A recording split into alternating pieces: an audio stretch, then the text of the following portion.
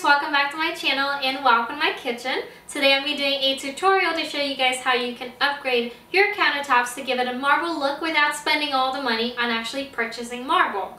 Now this is a great project for anybody that wants to give the kitchen a nice facelift. For me, I'm doing this because I've actually done a lot of upgrades on my kitchen already. Put a picture of the before and after here. So these are actually the same old cabinets that I had when I moved in, and I'll be removing all of these eventually. So there's no point for me to actually size a marble countertop to what I have already if I know that I'll be ripping it out eventually.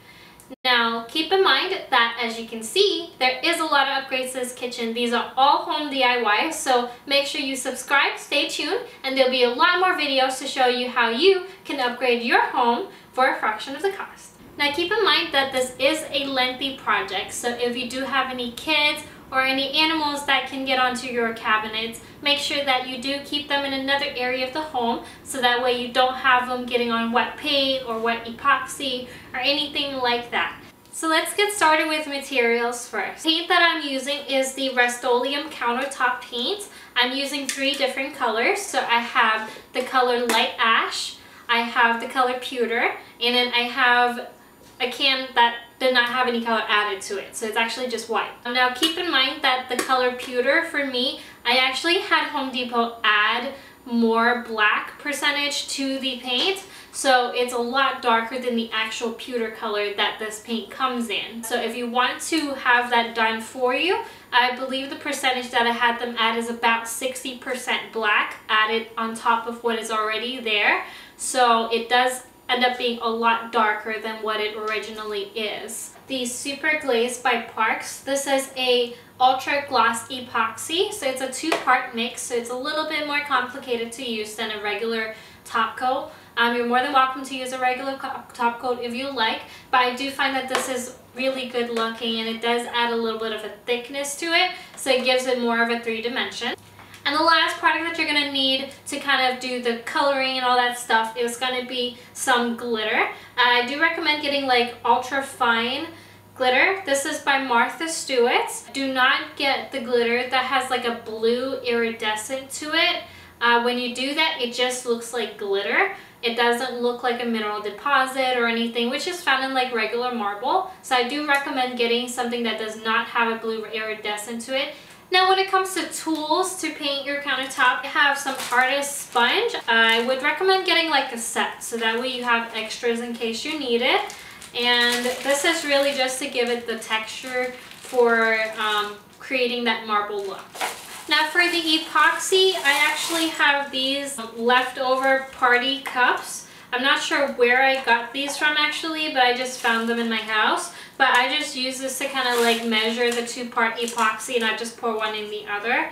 I just like a see-through cup so you can kind of see if there's like a lot of bubbles or if it's still foggy and you need to mix it a little bit more. And then another tool, which is completely free, is these little mixing sticks. So the sticks you can use to mix your paint for painting the countertop in the base color. And then also this is great for kind of spreading that epoxy. You can use like a putty knife or something to spread it out, but I just use these because they're free and it works for me. So this is what I use. And another tool you're going to need, which I actually don't need anymore right now, is going to be a roller. So this is great for putting your base color. Now my countertops are already the dark gray that I needed for a base color for the marble, so I don't need to paint it again. But this is what you would use to kind of paint it down. I do recommend putting 2 coats of that and then letting it completely dry before you add all the texturing and everything. But do get a nice foam roller. Make sure you don't get any of like the fluffy ones or anything. It needs to be like a plain foam roller. They are going to be disposable afterwards. You cannot clean them. This paint is very, very permanent. And also cover all of your floors, because if it drops on there, it's like almost impossible to clean. What you need is a brush, something disposable as well. And just 2 more miscellaneous things that you're going to need is some bowls. So this is great for pouring your paint in for when you're doing texturing. So you know, if you have different color grays, just pour them in here so you can just dip the sponge in there versus dipping it directly in the can. And then also some spoons. Last but not least, before I forget, is you actually need painter's tape. So painter's tape is the god for painting countertops. You want to really cover all of your surfaces that you don't need the epoxy or the paint to get to. I also recommend getting a bunch of newspapers from your mail that you plan on shredding anyway, and sticking it so it covers all of the areas around it, so that way you don't have any dripping or anything. Make sure you cover your walls as well, because a lot of times I end up kind of like over painting and then getting it on my wall, and then I have to go back and pull out my wall paint to cover that, patch it up. So it ends up being a little bit tedious. So try to cover everything the first time so you don't have to do that. Before I get started, I did want to show you guys this test piece over here. As far as the patterns go, this is kind of going to be what the pattern will eventually look like. But I was a little bit stingy with the epoxy since this is a test piece, but it did kind of give me an idea not to be stingy on my countertops. So you can kind of tell that the gloss is beautiful, but there's a lot of like craters that's like not covered, because after the epoxy sets, if you don't have enough, it's going to create like little craters everywhere. So make sure that you do get enough epoxy for your whole countertop. Make sure you're not cheap with it. I just kind of wanted to show you guys this so you guys have an idea of what the finished product would kind of look like as far as patterns and everything goes. And also to show you guys, don't be cheap. Alright, so I just kind of wanted to give you guys like a good overview of what the kitchen looks like right now before I get started. So you can see that the countertop is like a dark gray. My finger is so blurry. And it's gonna look really nice. I'm really excited. Excuse the nasty dishwasher. It's super old and it does not work. And I just have not discarded that yet because we haven't got a new one yet. So it will be coming soon. But yep, so that's what it looks like. Let's go ahead and get started. So obviously I am so not wearing my good clothes to be doing this, so I'm gonna go ahead and change. And we're gonna go ahead and get started cleaning. First, let's just play some music so I can listen to that. And we're gonna go ahead and speed clean everything. Just make sure you wipe down the countertops really nicely. Move everything away from the floors. Make sure you don't have anything like on the floors under it or anything. You are able to possibly like drip some paint on the floor. So just make sure you have everything out of the way. You can see my cat loves to be in the way. So I'm probably gonna have to put her in the bathroom in a second when I do start painting.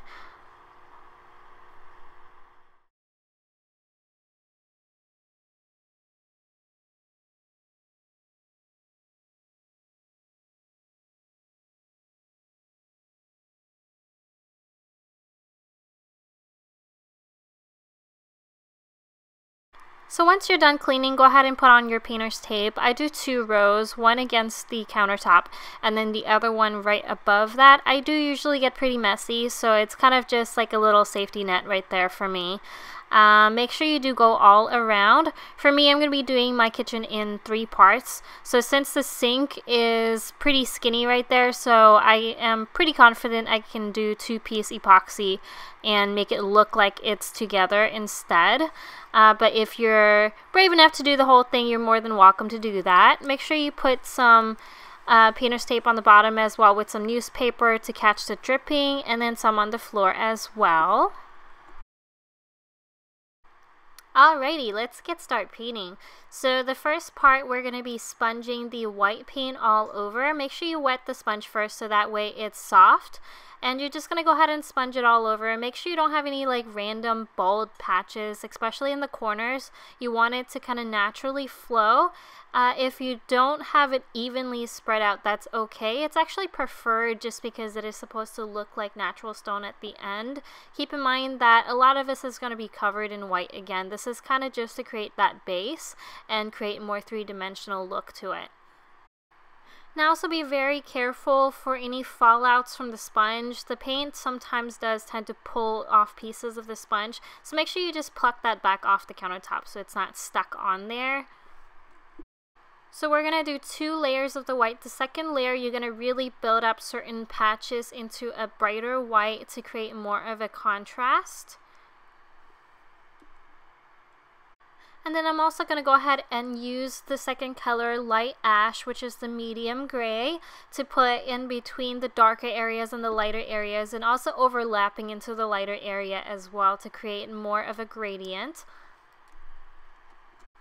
Next, we're going to start adding the veins. So for my project, I'm not really going to do very obvious veining. Right now, this is really the base. We're going to do one more wash over this. But just go ahead and kind of start doing some lines. And what I'm doing is I actually have a picture of some veins on my phone. So I'm kind of following that just to get an idea of how natural marble ends up veining most of the time. Unfortunately, I actually got cut off for this piece of the video, so you're not going to see the rest of it, but I do end up spraying this, as you can see, with the paint thinner. And then I run that over with the brush again just to kind of loosen it up and kind of create more of like a watercolory effect. And then I actually go back and use a sponge to kind of soften the whole thing up. After it gets softened, this is what it's going to look like.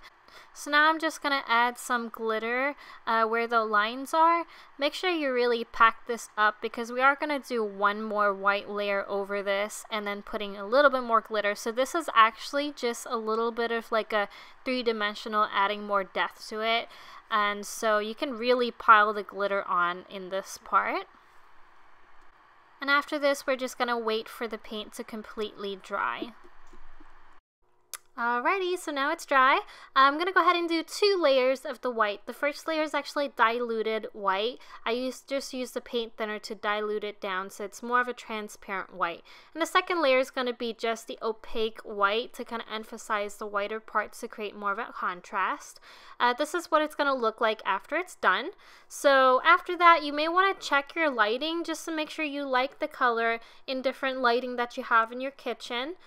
And also just go ahead and look over and make sure there's no spots that's kind of like bald, or if it looks like paint. A lot of times if you have like a blob, it ends up not looking correct. So you may want to fix that with some texturing like I'm doing right here. And also make sure that, you know, all the lines in the stone is not like clumped up with paint or anything.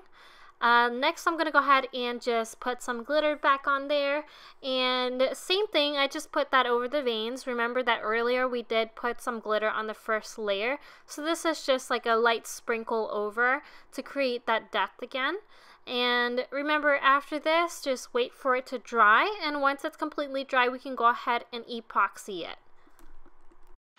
So like I mentioned, I'm going to go ahead and put epoxy just because it really does make it look much better. I'm using the Super Glaze epoxy. I'm going to go ahead and pour equal parts of both A and B into 2 separate cups. And then after that, I'm going to go ahead and pour A into the B cup. And then I'm going to go ahead and mix that for 3 minutes.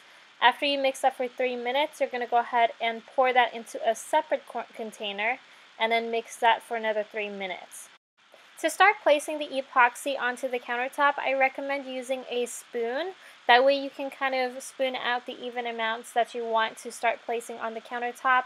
I do recommend working from the back corner furthest away from you and then working it back towards you, so that way you're not leaning forward and then getting your hair or your shirt or anything, or you're just touching the epoxy. If you do get any hairs on the epoxy, it's a little bit hard to get out, so just be very careful with that. I do recommend wearing gloves. I was just a little bit lazy and decided not to wear gloves because I just needed something a little bit more precise. My gloves are a little bit big, so that's why I just decided not to wear gloves for this process. But if you do get it on your hands, just go ahead and wash it with soap. I do recommend like a dishwashing soap. It seems to get rid of it really well. I also recommend using any type of citrus-based cleaner to get it off of your hands as well. So this is what it looks like after 72 hours of curing time. You can see it is extremely smooth, and it does have a tint of warmth to it, which I do like just because it does give it more of a natural stone look to it. I'm going to go ahead and finish off the other side of the kitchen and show you guys the finished result. But keep in mind, if you guys are going to be doing the same thing where you separate it into 2 parts, make sure the transition area is very small, so that way it's not very noticeable of any bumps or anything. Epoxy is very hard to control, so you really want to keep the changing area is minimal. So here is the finished product. I absolutely love the way that it turned out. I think it definitely brightened up my whole kitchen. And I love that the epoxy is a little bit more heat resistant, so I don't have to worry about having a hot bowl on the table or anything like that. Now you can see that the glaze also gives this beautiful sheen on that table. You can literally see direct reflection of things on the table. And I love that because it really does give that extra stone-like look to the countertops. So I love, love, love that. Now, if you guys do choose to do this project, I do love to see pictures and any feedback or anything. Please feel free to ask me any questions. I'll help you as much as I possibly can. Other than that, please comment, rate, and subscribe. It does let me know what you guys like to watch, and it does kind of give me a guidance on what to make for you guys. And speaking of DIYs, I did want to ask you guys how you guys feel about the backsplash in this kitchen. I am thinking about possibly doing a mirrored DIY backsplash for this kitchen. Let me know what you guys think, and stay tuned for more in the future. And other than that, have a beautiful day. Thanks for watching. Bye.